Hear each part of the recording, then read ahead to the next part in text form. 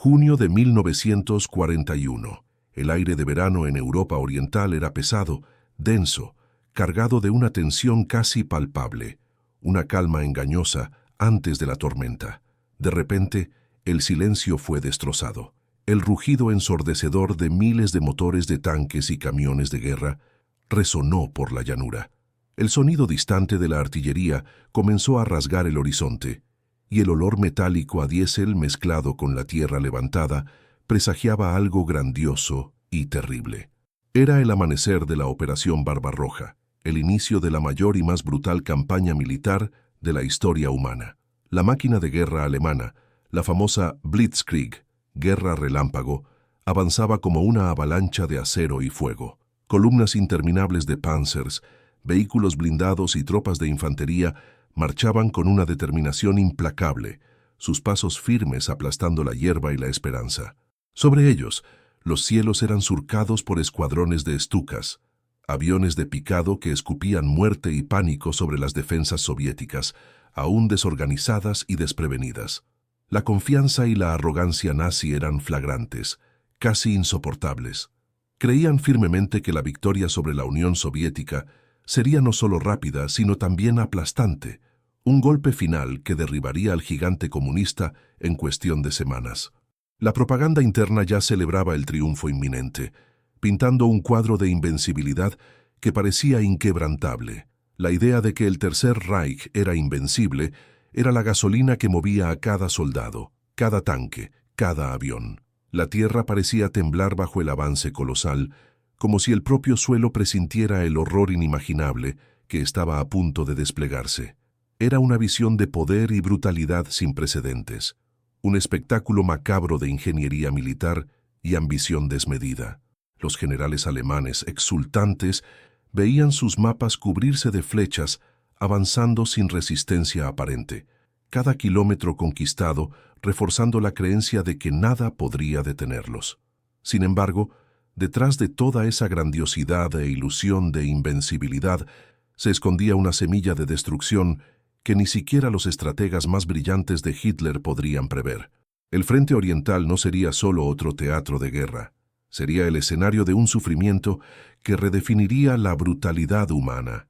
Un infierno congelado, donde la vida humana valdría menos que un puñado de balas, y la cordura sería el primer sacrificio.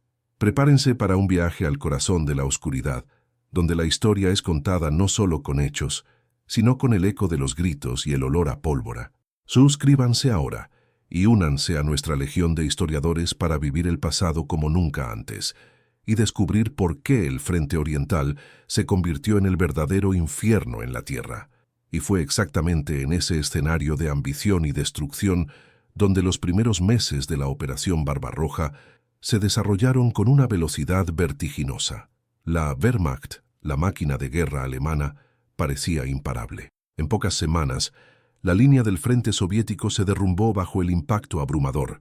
Ciudades enteras fueron tragadas por la ola nazi, transformándose en ruinas humeantes, testigos silenciosos de una ofensiva brutal. Los campos, antes verdes y fértiles, ahora estaban tomados por cientos de tanques y vehículos blindados, dejando un rastro de destrucción y desesperanza. El progreso alemán era tan rápido que parecía sacado de una película, un guión de victoria escrito por un dios de la guerra. Millones de soldados soviéticos fueron capturados, muchos de ellos pillados por sorpresa, sin tiempo siquiera para montar una defensa cohesionada. Los números eran escalofriantes: cientos de miles en Kiev, más de 300.000 en Smolensk, un mar de prisioneros que se extendía hasta donde alcanzaba la vista. La desorganización inicial del Ejército Rojo era palpable, casi visible en el caos de sus líneas de retirada, en la confusión de sus comandantes, en la falta de suministros y comunicación. Era un ejército tambaleante, aún recuperándose de las purgas de Stalin y de la brutal subestimación del enemigo. La confianza alemana, impulsada por esas victorias aplastantes, alcanzó un nivel casi divino. En los cuarteles generales, en los campos de batalla y en las cartas enviadas a casa, la creencia era unánime: Moscú caería, y caería antes de que el invierno ruso pudiera siquiera mostrar su cara más cruel. Hitler y sus generales estaban seguros de que el gigante soviético era un coloso con pies de barro, listo para derrumbarse con un empujón final. El optimismo era tanto que muchos soldados fueron enviados al frente sin siquiera el equipo de invierno adecuado. Un error que resultaría fatal, un testimonio de su arrogancia. Pero la naturaleza, mi gente, tiene sus propios planes. Y en Rusia tiene un general que no obedece órdenes, que no negocia y que es más implacable que cualquier ejército, el general Invierno.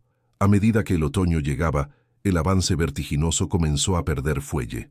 Las carreteras de tierra antes polvorientas se transformaron en barrizales intransitables.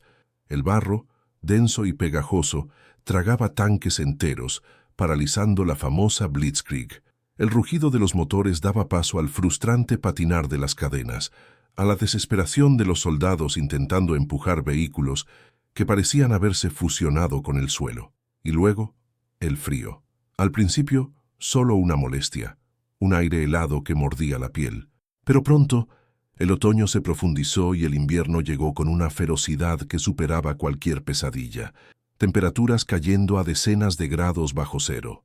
El viento cortante que parecía arrancar el alma. Las vastas distancias de la estepa rusa, que antes parecían un camino hacia la gloria, se convirtieron en un laberinto blanco de muerte. El combustible se congelaba en los tanques, las armas se encasquillaban, los equipos se rompían bajo la intensidad del frío. Los suministros que ya llegaban con dificultad ahora eran imposibles de transportar, congelados en las carrocerías de los camiones o perdidos en la inmensidad blanca. Lo que era una marcha triunfal rápidamente se convirtió en una pesadilla logística y de supervivencia. Los soldados alemanes, antes exultantes, ahora enfrentaban no solo al enemigo humano, sino a un adversario invisible, omnipresente e implacable. La congelación, la gangrena, las enfermedades respiratorias se volvieron más letales que las balas soviéticas. Los uniformes de verano no ofrecían protección alguna contra el frío que penetraba hasta los huesos. La moral, antes inquebrantable, comenzó a desmoronarse, sustituida por una desesperación silenciosa, una resignación gélida. Mientras tanto, la resistencia soviética, subestimada y dada por muerta, comenzó a endurecerse. Impulsados por un fervor patriótico y por la defensa de su propia tierra, los soldados del Ejército Rojo, acostumbrados al frío y provistos de equipo adecuado, transformaron cada casa, cada árbol, cada montón de nieve en una fortaleza. No luchaban por ideología, sino por la supervivencia de sus familias, de sus ciudades, de su país. La ferocidad de su defensa era algo que los alemanes nunca antes habían encontrado, una determinación que rozaba el fanatismo. Lo que parecía una victoria fácil, una campaña rápida, se transformó en una lucha brutal por la vida en un ambiente hostil. El optimismo alemán se deshizo como cristal al contacto con el hielo, revelando la dura realidad de un conflicto para el que no estaban preparados. Era un choque no solo de ejércitos, sino de la voluntad humana contra la furia de la naturaleza, preparando el escenario para un nivel de brutalidad que Europa jamás había presenciado. El frente oriental solo estaba comenzando a mostrar sus garras, y el infierno, amigos míos, estaba a punto de congelarse. Y el infierno, amigos míos, realmente se congeló. Aquel optimismo alemán, antes tan vibrante, se derritió bajo el peso de un invierno despiadado y la furia de un enemigo que se negaba a caer. Lo que siguió fue el núcleo de la brutalidad, donde el frente oriental reveló su verdadera cara. Una picadora de carne a escala industrial, alimentada por ideologías y ambiciones desmedidas. La lucha por Moscú, la capital soviética, se convirtió en el epicentro de esa carnicería. Los alemanes, desesperados por alcanzar su objetivo antes de que el hielo los tragara por completo, se lanzaron a una ofensiva final. Las batallas ya no se libraban en vastos campos abiertos, sino en bosques densos y congelados, en aldeas transformadas en fortalezas de nieve y hielo, y en las propias calles de los suburbios de Moscú. El combate cuerpo a cuerpo era la regla, no la excepción. Soldados envueltos en harapos improvisados y luchando contra temperaturas de 20, 30, 40 grados bajo cero, se enfrentaban con bayonetas, palas y hasta sus propias manos. El sonido ensordecedor de las explosiones de artillería se mezclaba con el chasquido seco de los fusiles y los gritos de dolor, todo amortiguado por la nieve que caía incesantemente como un velo blanco sobre la muerte. El olor metálico de la sangre, mezclado con la pólvora y el vapor gélido de la respiración jadeante, impregnaba el aire. Cada metro de terreno se disputaba con una ferocidad que desafiaba la lógica. Para los soldados alemanes, el enemigo no era solo el soviético, sino el frío que les congelaba los dedos, el hambre que les roía el estómago y el cansancio que les cerraba los ojos. Sus tanques, antes orgullosos símbolos de su Blitzkrieg, ahora eran cáscaras metálicas atrapadas en la nieve, o blancos fáciles para los esquiadores soviéticos que surgían como fantasmas blancos de la nada, armados con granadas y subfusiles. La moral se desplomaba con cada helada, con cada ataque sorpresa. Se veían atrapados en una trampa, lejos de casa, en un infierno blanco donde la esperanza era lo primero en morir. Del otro lado, los soviéticos defendían su capital con una ferocidad desesperada y una resiliencia que rozaba lo sobrenatural. Para ellos, no era solo una guerra, era la gran guerra patria. La defensa de Moscú era la defensa de todo lo que conocían, de sus familias, de su futuro. Soldados siberianos, acostumbrados al frío extremo, surgían del este reforzando las líneas con sus uniformes acolchados y su determinación inquebrantable. Mujeres, sí, mujeres, luchaban en las trincheras, como francotiradoras que aterrorizaban a las tropas alemanas, como médicas que salvaban vidas bajo fuego cruzado, e incluso como pilotos de caza, desafiando los cielos helados. La vida humana, en este conflicto total, parecía tener poco valor, pero la voluntad de resistir era infinita. Lo que parecía una victoria fácil, una campaña rápida, se transformó en una lucha brutal por la vida en un ambiente hostil. El optimismo alemán se deshizo como cristal al toque del hielo, revelando la dura realidad de un conflicto para el que no estaban preparados. Era un embate no solo de ejércitos, sino de la voluntad humana contra la furia de la naturaleza, preparando el escenario para un nivel de brutalidad que Europa jamás había presenciado. El frente oriental solo estaba comenzando a mostrar sus garras, y el infierno, amigos míos, estaba a punto de congelarse. Y el infierno, amigos míos, realmente se congeló. Aquel optimismo alemán, antes tan vibrante, se derritió bajo el peso de un invierno despiadado y la furia de un enemigo que se negaba a caer. Lo que siguió fue el núcleo de la brutalidad, donde el frente oriental reveló su verdadera cara, una picadora de carne a escala industrial, alimentada por ideologías y ambiciones desmedidas. La lucha por Moscú, la capital soviética, se convirtió en el epicentro de esa carnicería. Los alemanes, desesperados por alcanzar su objetivo antes de que el hielo los tragara por completo, se lanzaron a una ofensiva final.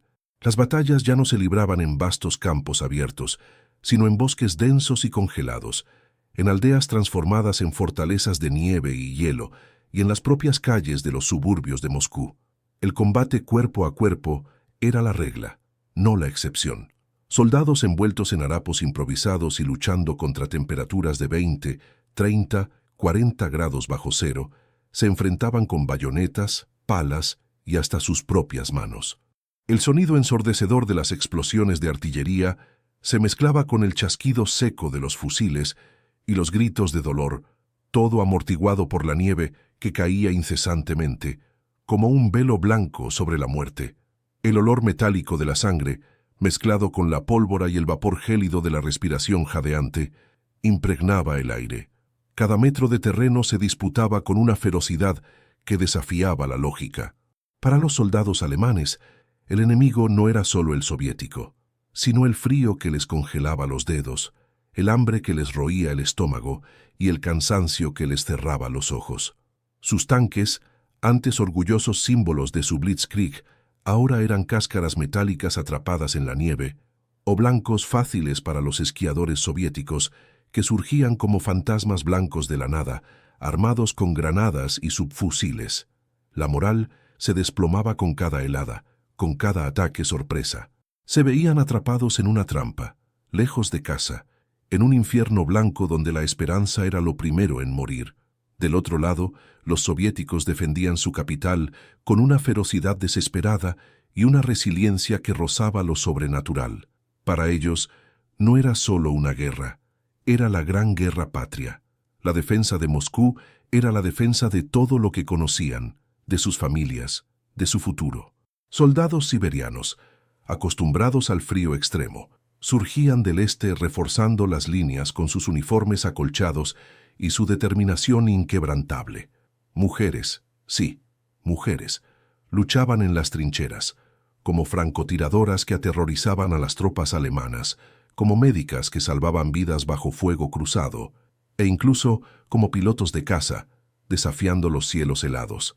La vida humana, en este conflicto total, parecía tener poco valor, pero la voluntad de resistir era infinita. Mientras Moscú se convertía en un símbolo de resistencia, a cientos de kilómetros al norte, otra tragedia se desarrollaba: el inicio del sitio de Leningrado. Una ciudad entera, con millones de habitantes, fue aislada del mundo exterior. Las tropas alemanas y finlandesas apretaban el lazo, cortando todas las rutas de suministro. Lo que comenzó como un asedio militar rápidamente se transformó en una lucha por la supervivencia contra el hambre y el frío. Las primeras semanas ya mostraban el horror que vendría: racionamientos draconianos, la búsqueda desesperada de cualquier cosa comestible y la sombra de la inanición cerniéndose sobre todos. La ciudad se convirtió en un laberinto de escombros y acero retorcido. Cada edificio, cada fábrica destruida, cada sótano se convirtió en una fortaleza, un punto de resistencia. Los combates ocurrían a corta distancia, metro a metro, piso a piso. No había una línea de frente definida. El enemigo podía estar en cualquier ventana, en cualquier agujero de la pared. Era una guerra de ratas, un combate visceral, donde se lanzaban granadas de una habitación a otra, y las bayonetas decidían el destino en pasillos oscuros. El olor a pólvora, humo, sangre y cuerpos en descomposición era constante, mezclándose con el polvo de los edificios que se derrumbaban.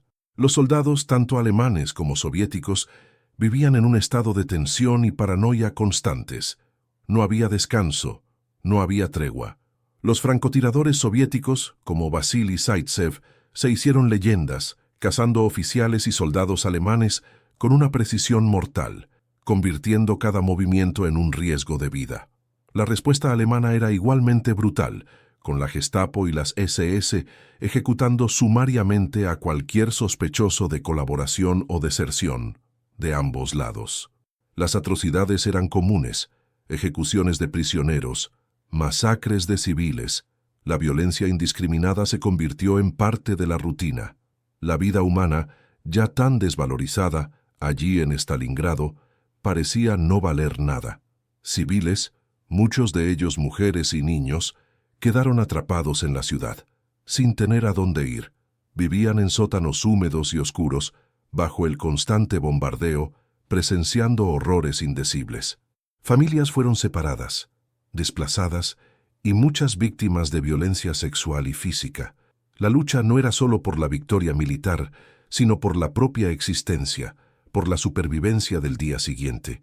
El colapso moral y físico era visible en los ojos de los soldados, en el cansancio extremo, en la indiferencia ante la muerte que los rodeaba. La esperanza se desvanecía, sustituida por una determinación sombría de luchar hasta el final, o por una desesperación que conducía a la rendición o a la locura.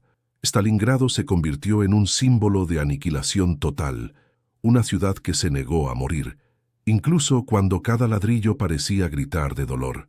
Los soldados luchaban no solo por su país o ideología, sino por sus camaradas, por un instinto primitivo de no ceder, incluso cuando el cuerpo y la mente suplicaban un final.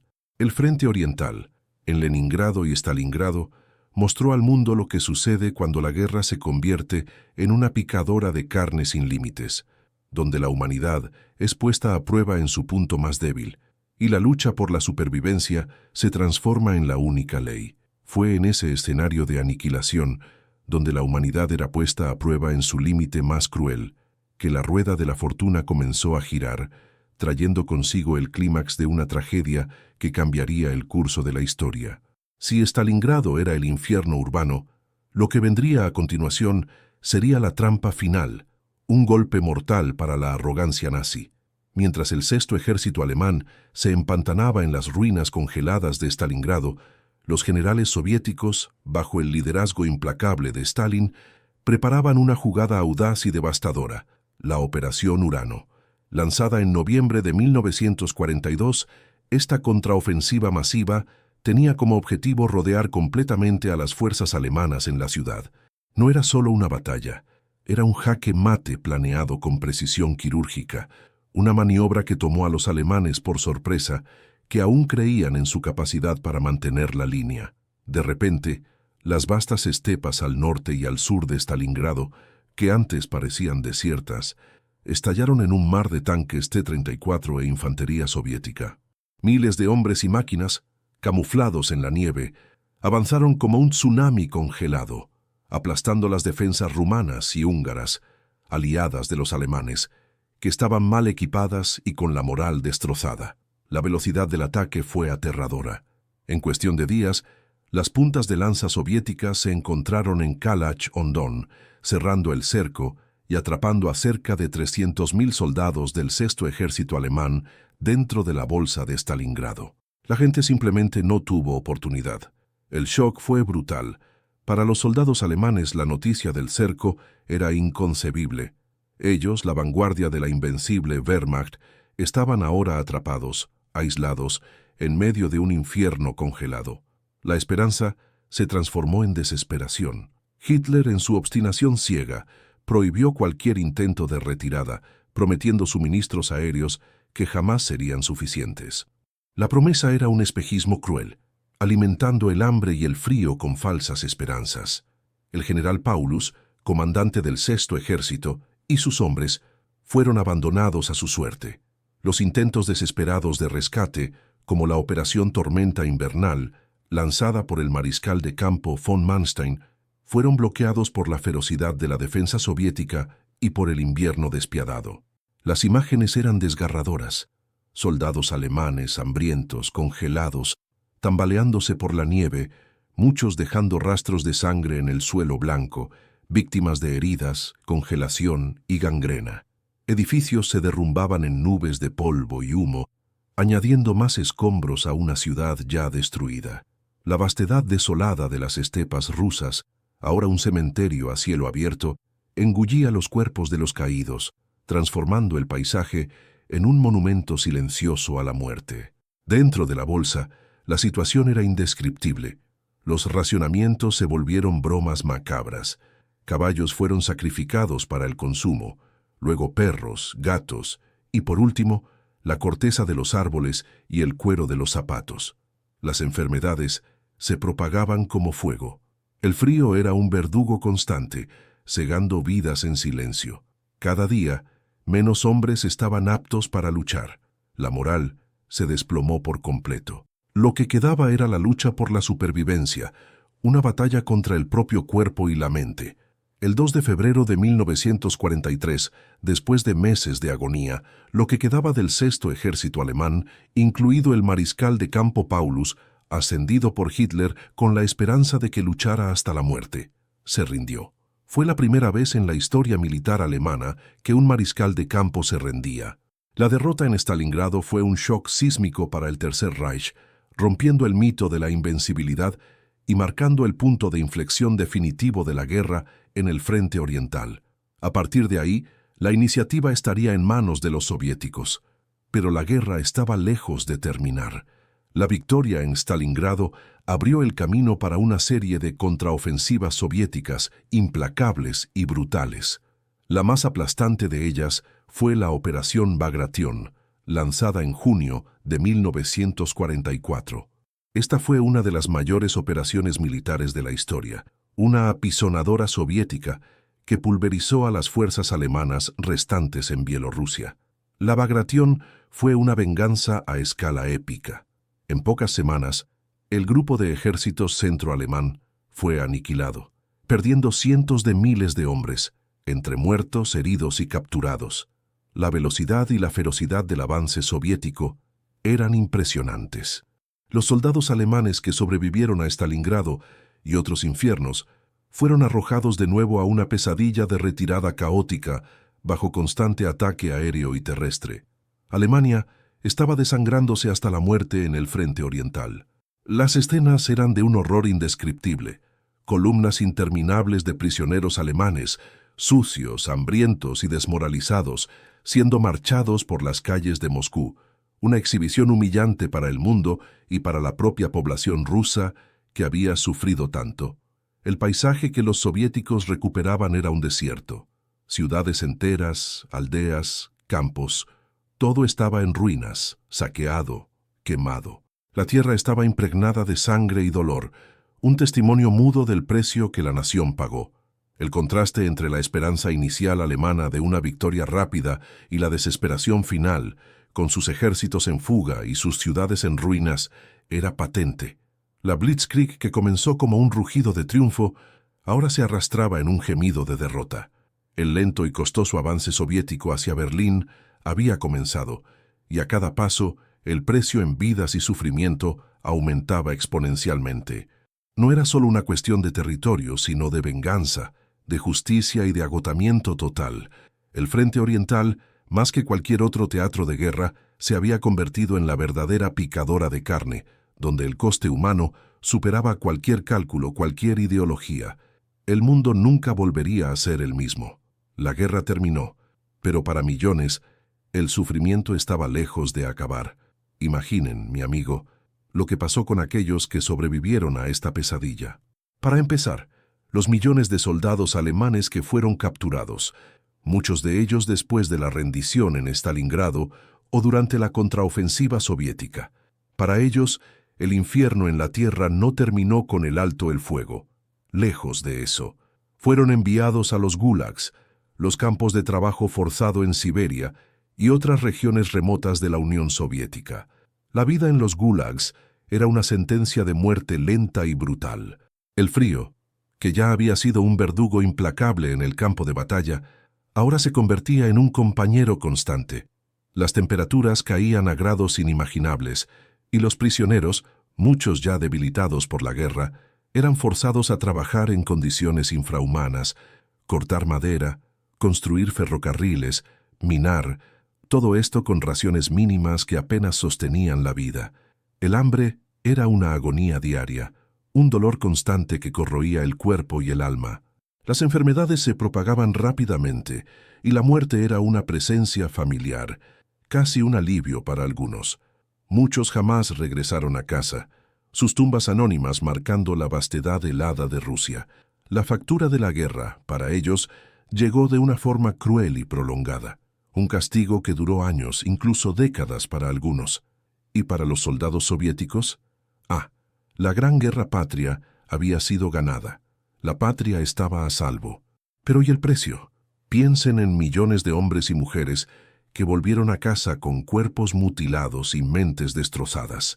La pérdida de un brazo, de una pierna, de un ojo, era solo la parte visible del trauma.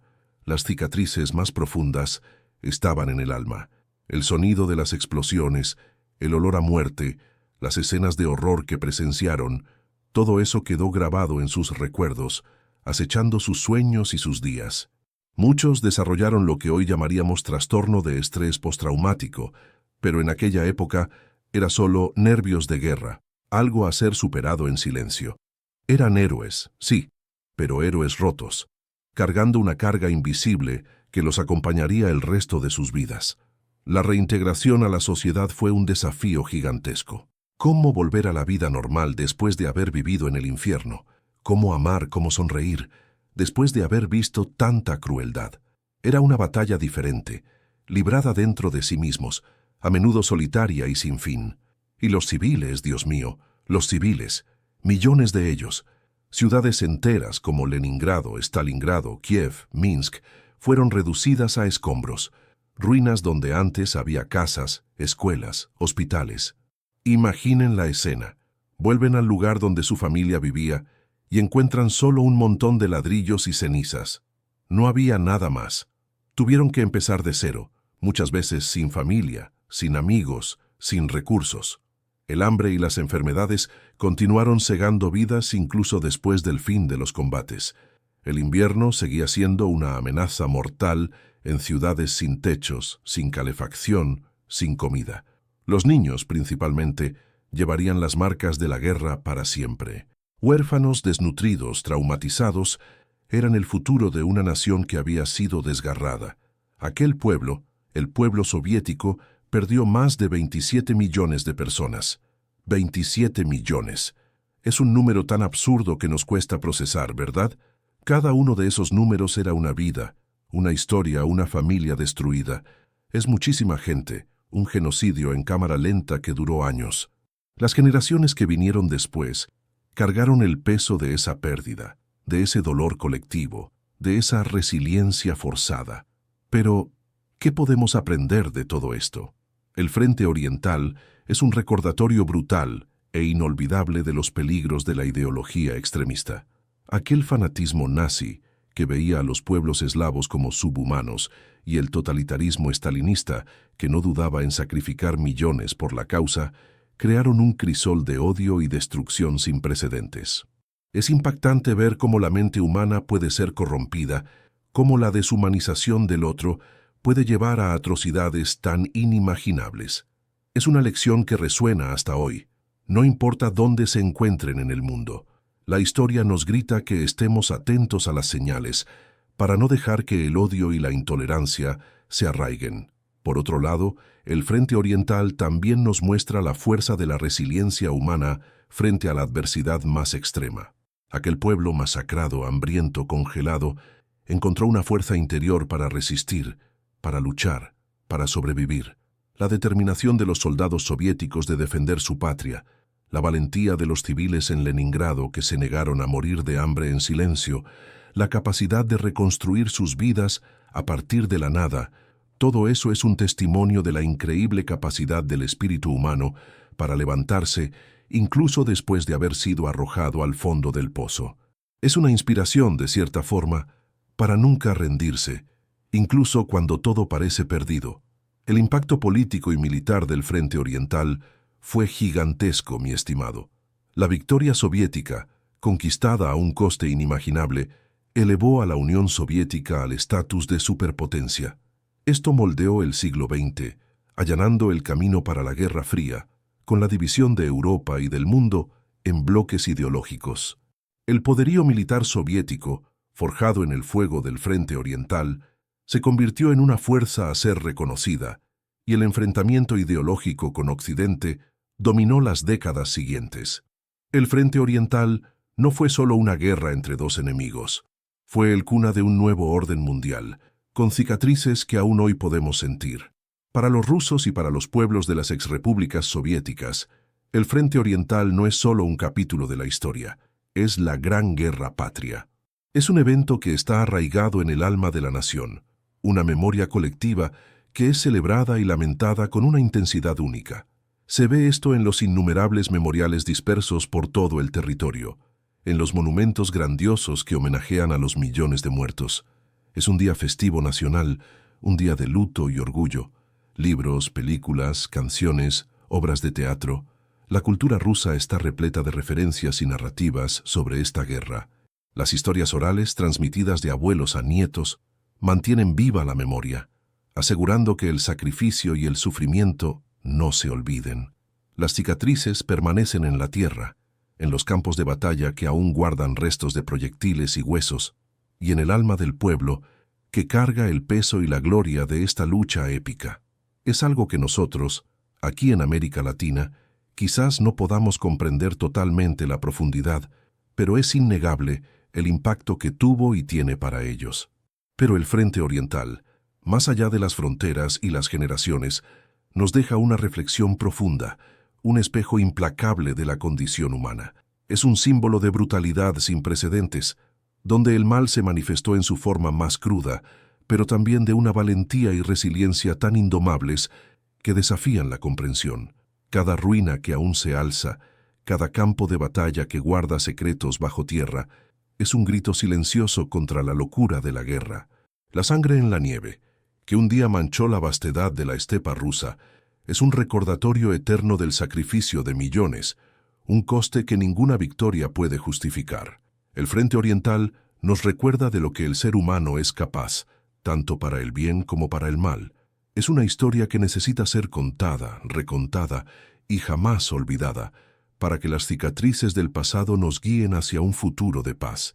Si llegaron hasta aquí, es porque la historia les toca, les mueve, les hace pensar. Entonces no dejen que esta jornada se detenga.